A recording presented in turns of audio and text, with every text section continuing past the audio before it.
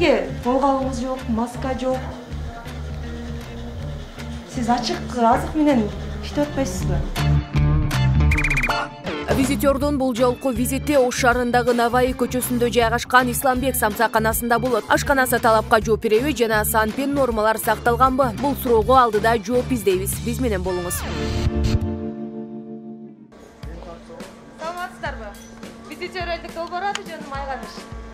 Ашканаңыздар ушул жакпы? Рахмат. Саламатсыздарбы? Кандай атасыздар? Эмнеге колгалыңыз жок, маска жок? Сиз ачык азык менен иштеп атпайсызбы? Сөзсүз түрдө колгап кийишиңиздер керек.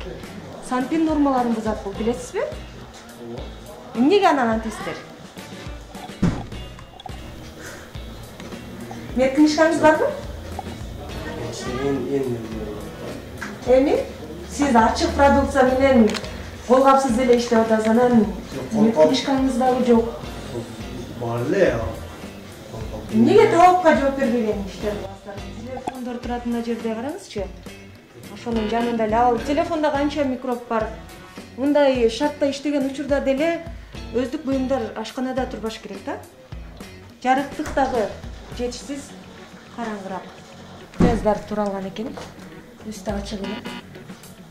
Мына ушул жерде. Ачык эмес, азыр бар, просто азыр самса чыгартат эле. Чартышта чабып буга кылабыз да. Сразу чыгарганда бетин жапып. Чартып жабып дейм, мына сондан жабып коюп. Азыр жапып коюңузчу анда. Жапып коюп, канам муну. Бардыгы шөлүп турат, унагалары бар. Жабып коюп. Маска, колгап менен камсыз болгонсуздарбы? Ооба. Кана. Biz bunda tandır sakıcı olsa bunda giyer bence. Çok da girer de biz koyuyoruz. Tur değil. Бул жактакчы, бул жактагылар деле кийбей Bunlar bu göğsündelerdi. Эмнеге? Ettiğe kadar kılavuz. Эмнеге өздүк буюмдар бул жерде турат? Телефон. Telefonlar biliyorum bana. Özü kimlerden ama baldar etki olsa gerek. Ким көзөмөлдөйт бул жакта? Администратор барбы сиздерде? Ооба, мына шетке барып мына болса. Ошону чакырып кое аласызбы? Биздин суроолорубузга бирөө жооп бериш керек да. Ал көрүңүздөр. Чаң, колдору дагы өтө деле таза эмес. Идиштер. Бул сынып кайра бул жака түшпөйт деп кооптонбойсуздарбы? Эмнеге сынып идиштерди ашканада колдоносуздар? Булар эми сынып көтөргөндөн бул сынып калган, бул бештик чиги түшүп. Биз өзүбүз мисалы мына жерде түшүп эле кайра этке түшүп калышы толук ыктымал да, сиз бере албайсыз да кепилдик түшпөйт деп. Ошон үчүн анан ашканада колдонулбайт сынып идиштерди. Туура, карап эмне кылып атабыз, карап эмне кылабыз. Просто эмне көтөргөндө көч муну көтөргөндө ошо сынып эмне. Сиз аны көрө албайсыз да, аке. Түшүп калган этке аралашып кетсе кантип сиз аны түшүп кеткени көрөт. Эмнеге чаңдарды арчып турбайсыздар? Дет жерде чаң тим эле болбой калып турган. Үстүндө карасаңыз, пияла турган жерде. Үстү аябай чаң болуп кеткен. Ушундай материалдар менен эле жабып коюп экенсиздер да. Караңызчы, муну ачкан сайын жерде даярдалып жаткан ундарга тиет экен. Кантип бул жака койбой туруп ачып анан аласыздар? Булар эмне? Камырларбы? Камырлар да булар. Качан даярдалды бул? Свежий экен, кантип тастыктайсыз мага? Свежий болуп да булар. Кантип тастыктайсыз мага? Свежий. Аябай иштеп жаткан учурлары кардарлар дагы аялгандай көп. Маркировка деген түшүнүкчүнү айтпай деле койсок болот. Саламатсызбы? Ким болуп иштейсиз? Ким болуп иштейсиз? Ооба. Эмнеге үстүңүздө халат жок? Мен азыр бет кылып аттым, силерге келдим, анан кеттим. Анда халатыңызды кийип келдиңиз, а? Айnen. Башта даярдалган экен, үстөлөрү жабык, биз келгенде жабышканбы? Же дайыма жаап турушабы? Эгерде дайыма ушинтип жаап турушса, анда жакшы. Бирок мына ушундай болгон сынык идиштерди колдонбош керек. Бардыгы мына ушундай идиштерде салынган, алардын дагы бардыгы сынып калган. Эмнеге сынык идиштерди колдоносуздар? Сиз кийип келесизби? Норма боюнча сизге болбойт, мүмкүн эмес. Маркировка деле жок. Качан даярдалганы, качанга чейин болуп турат. Аялгандай начар шартта иштешет. Мында эмне кылышат түшүнүксүз. Катып калган. Чай мына ушундай идиште салынган экен. Биз азыр бир бөлүгүн гана чагылдырып жатабыз сиздерге. Кийинки бөлүктөрүн биз барганга чейин тазалап, же болбосо бекитип коюшпаса эле биз сиздерге толук чагылдырып бергенге аракет кылабыз. Мына үстүлөрү караңыздар, аябагандай чоң. Бул жака эч кандай комментарий деле бере албайм, анткени өзүңүздөр деле көрүп турсаңыздар керек. Аябай шарты жок жерде иштешет. Бул жакта самсы даярдалабы же? Администратор барбы? Сиз администратор. Бардык кызматкерлердин медициналык китепчелерин анан самсыларды жасайт экенсиздер. Ошолорго болгон эттин сертификаттарын даярдап туруңуз, бизге. Барбы бардыгында? Сан книжкасы бар. Ошо сан книжкаларын бизге даярдап туруңуз. Самсы 65 сом экен. Бет кап кириңиздер, сурам ичтейт. Бардыгы бөлүк болуп бөлүнгөн экен. Мына ушул жерден дагы көмүрлөрдү алып, жагып иштетишет. Сыртта жайгашкан эч кандай жабылган эмес. Мына жердеги чаңдарды көрүп турасыздар. Аябагандай эски идиштерди колдонушат. Бул жерде эмнеге турат, бул эмне азыктарды коюшкан. Аябагандай иретсиз жайгашкан. Мына ушул жерде эле көрүңүздөр. Ушул жакта эле анан бети ачык шорпо даярдалып жатат. Эмнеге беттерин жаап койбойсуздар? Анан кашыктарды салып коесуздар. Кашыктар салынбайт да. Yok, en taylo'dim. Endi hozir taylab chiqib ketdim. Эми даярдап чыксаңыз андай эми үстүн жаап коюңуз. Өзүбүзгө обедке Буларчы? Булар дагы сиздергеби? Endi obedga ana. Сынык идиштер эскирип калган. Неге мындай кардарларды тейлейсиздер? Кардарларды тейлегенге жараша сапаттуу жерде тейлейсиздер. Өзүңүздөргө обедке мынтип жасабасаңыздар керек. Булар качан алынып келинген? Эмнеге банка идиште турат? Эмнеге муздаткычта эмес булар? Аба ырайы дагы ысык болуп атат. Бузулуп калат деп коркпойсуздарбы? Бул өзүбүзгө мына өзүбүз иштетебиз үйгө. Бизде только самсада карындашым бул башка самсага кошулбайт бул таң атса. Эттерге болгон сертификаттар барбы? Бүгүн алып турасызбы? Бар. Эмнеге сырттарды тазалап койбойсуздар? Мынаны караңызчы. Бети ачык турат. Сүт азыктарын салып коюшкан. Норма боюнча булар идиш, айнек идишке салынып, анан муздаткычка салыныш керек, Турабы? Турайтам баке? Туура. Эмнеге андай кылбайсыздар? Электр зымдары дагы аябагандай кооптуу жайгашыптыр. Ушул жерден эле мынтип ачып эттерди аласыздар да, анан бул жактагы чаңды көрүңүз эми. Эмнеге жабылып же бир башка шартта иштебейсиздер? Аябагандай көңүл кейтерлик ала да бул, турабы? Шартты туура коюп берип биз анан иштейбиз, анан кардарларды кабыл алабыз дебейсиздерби? Заготовка болот экен. Эт менен гана иштейт экенсиздер, демек эттин сертификаттары сөзсүз түрдө сиздерде болуш керек да. У этиби, кой этиби, эмненин эти болсо дагы. Бир гана у эти менен иш чыкпайсыздарбы? Маринадталган шашлык үчүн эттери ачык экен. Бул жакта бардыгы эле эт азыктар экен. Ошондой болгон учурда дагы беттерин пищевой пленка менен жаап коюшуңуздар керек. Аба циркуляциясы жакшы иштейт. Муздаткычтын абалы өтө деле кейиштүү абал эмес, анткени бул жакта эт азыктары турат, ошол үчүн мынтип түшүп калбаш керек да. Ошон үчүн сиздерди жабыңыздар беттерин, же пленка менен ороп коюңуздар дегеним ошол. Аябай эскирип дагы калган, мынаны караңыз эми. Бул туура келбейт да сампинге. Мен эми эле мактап баштасам, мына ушул көзүмө көрүндү да. Тазалап түшпөйт. Бул эмне? Мындай эмнелер сакталган? Майлар. Качан даярдалды? Булар дагы бүгүнбү? Ошону эртең менен алып келсеңиздер, маркировка коюп коюшуңуздар керек да, кичине эле кагаз кетет. Мына ушул жерлерин тазалашыңыздар керек. Мына таптаза болуш керек, анткени ачык азыктарды даярдап атасыздар. Сырты дагы кирдеп калган. Бул жака ким көзөмөлдөйт бул жакты? Аябагандай эттер көп. Булар бир күндө бардыгы түгөнөбү? Канча күн турат эми бул эттер? Эртең иштетим. Эртеңге чейин түгөнүп бүтөбү? Жакшы. Эгер ошондой эле болсо жакшы. Мынакей. Булар иштебейт окшойт, мына бери чыкпайбы? Мынаны караңызчы, мына эмне эми? Көрдүңүзбү? Ушундайлар түшүп калат, мына сынык идиштерден куруп кайра сынып, азыкка түшүп калат. Ар бир биз программа сайын сынык идиштерди ашканада колдонбоңуздар деп айтып келебиз. Үстүн дагы таптаза болуп, өздүк буюмдар, эттер жасалуучу жерлерде коюлбайт. Сиз билесиз да, таңыр болсоңуз. Анан эмнеге ага уруксат бересиз? Өзүнчө бир бөлмөгө алып барып коюшпайбы? Анткени ал кийимдер менен кайсыл жакка барышпай турабы? Бардыгы ремонттон экен. Жарыктыктагы жетишсиз. Мен эмне жөнүндө айтып, эмнени сиздерге комментарий берем, өзүм дагы түшүнбөй калдым, өзүм дагы башым айланып калды. Анткени ушул жерден эле эттер заготовка болуп, тууралып ана берилет экен, үстү ачык, ошол эле учурда чаңдар дагы турат.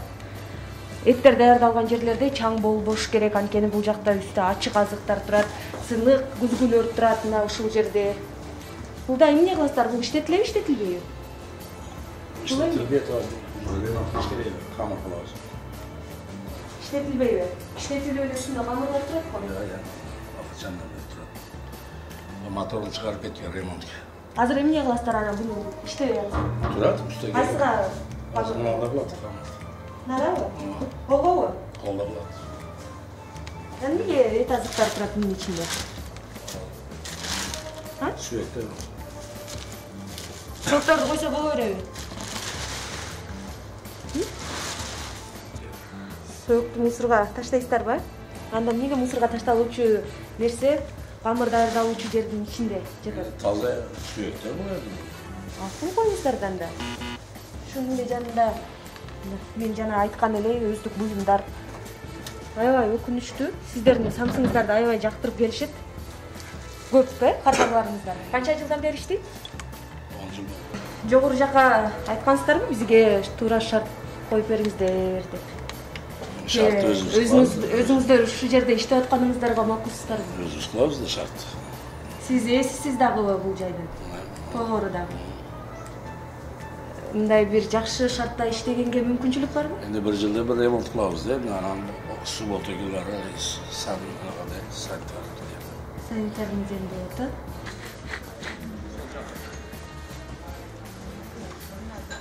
Саламатсыздарбы? Ай, кандайсыздар?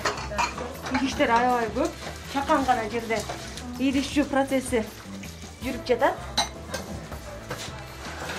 Колдору жанагы эле самыртен ушул жерде эле өздүк буюмдар. Эже эмнеге өздүк буюмдарды бул жерге койдуңуздар? Мына, өзүңүздөрдүн кийимдериңиздерди мисалы турбаш керек да, турабы? Турбаш. Сиздерге айтылганбы, өздүк буюмдарды башка бөлмөгө алып барасыздар, ашканада турбаш керек деп. Endi olib qo'yiladi hozir endi, buni men turib. Идишүүчү каражаттарыңыз бар, э?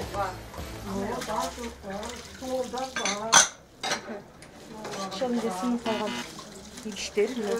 Эң көп замечание ошодо болот. Бул жайда таза идиштер окшойт. Бул жагы эмне? Өздүк буюмдарыңыз бар? Кийимдер чечиле турган жери.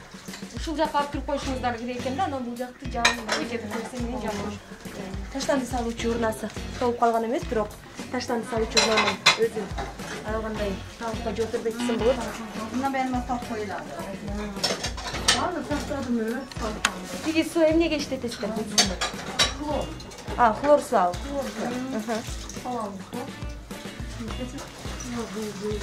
Чакан гана жарыктык жетишсиз, жарык болууга тийиш болчу. Үйдөгү гана шартта жасашат экен. Белгилеп кетсем, кардар аябагандай көп.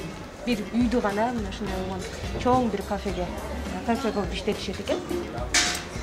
Бул жерде чайлар берилет. Сынык, чайниктер. Мындан башкага эле салып койбойсуздарбы? Карасаңыз? Жапабыз, жап коебуз. Ысыксы ошол жактан берилет, э? Эмнеге сынык мына ушундай болгон идиштерди, чайниктерди колдонуп, кардарларга берип атасыздар? Ошон үчүн жетпегенде колдонобуз. Кардарларды эле эч нерсе дебейби? Жок. Эмнеге бизге сынык, чайник алып келдиңиз? Битте сынык копту. Мына эки сынык. Санайлуу. Бул жактагыларды айтсам көп сыныктар болуп кетет. Бул жакта өзүн-өзү тейлөө экен. Маскасыз кирүүгө мүмкүн эмес деп кардарларга эскертүүлөр берилет. Биз азыр ошол кардарлар отуручу столдор тазабы талапка жооп беребиз, силерге чагырып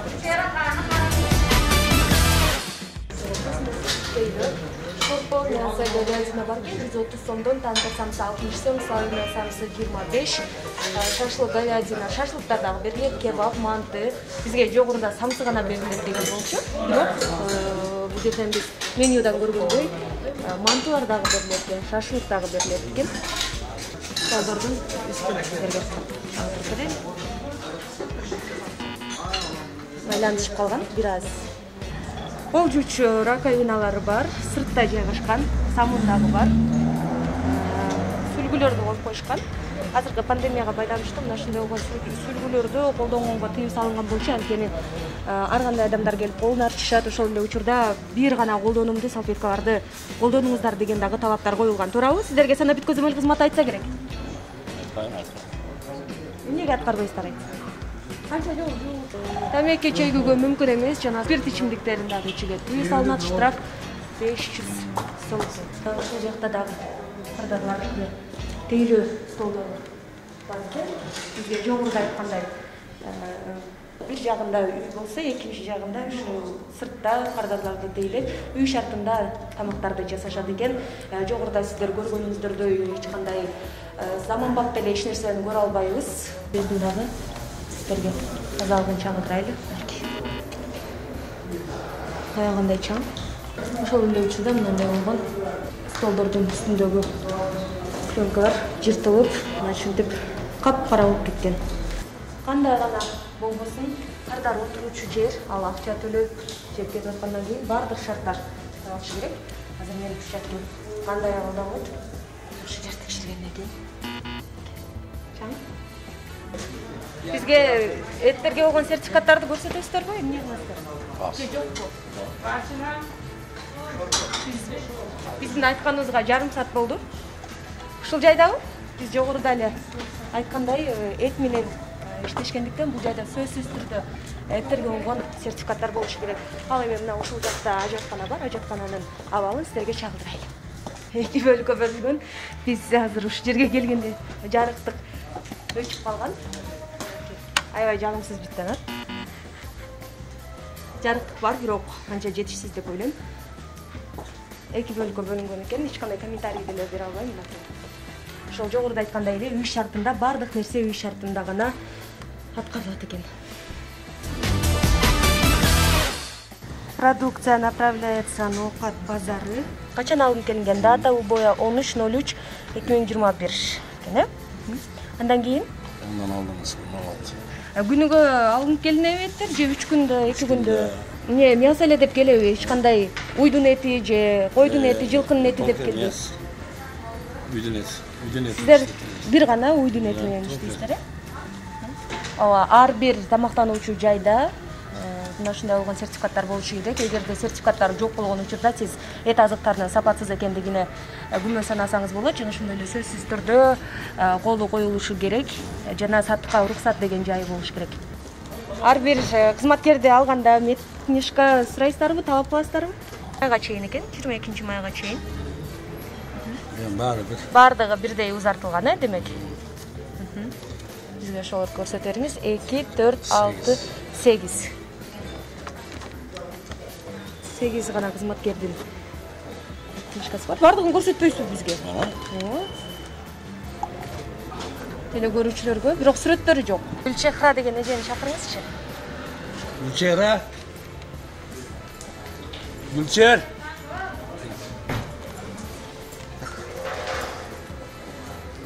Gülçehra. Официант экен, э? Фамилиясы нейди? Эже эмнеге сүрөтүңүз жок? Баардык кызматкерлердин сүрөттөрү жок экен.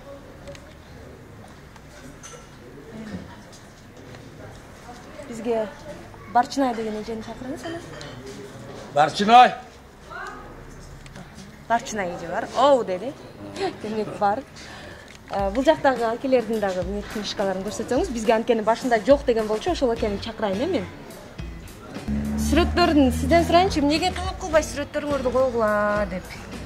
Айткам, эмне калмаса. Мына аке. Келип коюңуз бизге, шашылбасаңыз, Мед китепчим жок деген болчусуз. Сан книжкасы. Сан книжкаңыз. Эменин болот да. Енді қыламыз. Бала яңы келді. Жаңы тиги аке келиптир, сиз жаңы келген эмессиз да. Ар бир кызматкер жумушка алганда сөзсүз түрдө сан книжка болуш керек да, туурабы? Ол шерді бала. Азыр биз санэпик көзөмөл кызматын чакыра турган болсок, штраф салынат да. Ошон үчүн ар бир кызматкердин сан книжкасын сиз суроого, аларды кызматта иштеп аткандан кийин, ошо азыктар менен, даяр азыктар менен иштеп аткандан кийин сөзсүз түрдө сан книжкасы болуш керек. Сиздин өзүңүздүкү барбы? Атыңыз ким сиздин? Абдуманап. Биз өтө деле мынтип көзөмөлгө албайт болчук, анткени мына ушул жерде сүрөттөрү жоктугунан биз ар бир кызматкерди чакырганга туура келип атат да. Кафе канча жылдан бери иштейт дедиңиз? 10 жылдан бери. 10 жылдык өмүрүм бар кафе экен. 10 жылдан бери ушундай эле абалда иштеп жүрө бердиңиздер менен. 10 жылдан бери деген сиздер сонун кылып ашкананы сапаттуу, заманбап кылып туруп иштетсеңиздер, мына ошондо кардарларыңыздар да көп келмек. Туурабы? Сиздин мед книжкаңыз жок демек. Биз жыйынтыктай берсек болот. Кызматтуу төлөгөрчү өзүңүздөр жогоруда көргөнүңүздөрдөй бардыгы үй шартында даярдалат, жана ошондой эле маркировка деген түшүнүк жок. Сертификаттар бар, эттерге, азыктарга болгон. Жана ошондой эле 8 кызматкер иштейт деди, 8-ден тең мед книжкасы бар. Бир жана ошондой эле мына ушул бизге өзү көрсөтүп аткан агайдын эч кандай мед книжкасы жок болуп чыкты. Бизге азыр көрсөтөм деп атат, бирок эгерде бар болсо, анда сиз биздин редакциябызга жөнөтсөңүз болот. Эгерде жок болсо, анда биз жок деп чыгарганга мажбурбуз. Чаңдар бар, ошол эле учурда ачык азыктардын жанында өздүк буюмдар сакталган, сиздер өзүңүздөр жогоруда байкагандай. Кичине заманбап стилге өтө деген пландарыңыздар барбы? План бар да. Эмне кемчиликтерди байкадыңыз эми?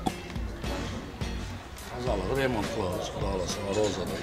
Санпин нормаларына толук түрдө жооп берем деп айта аласызбы өзүңүз? Айта аласыз. Бирок кандай болгон жок биз текшергенде?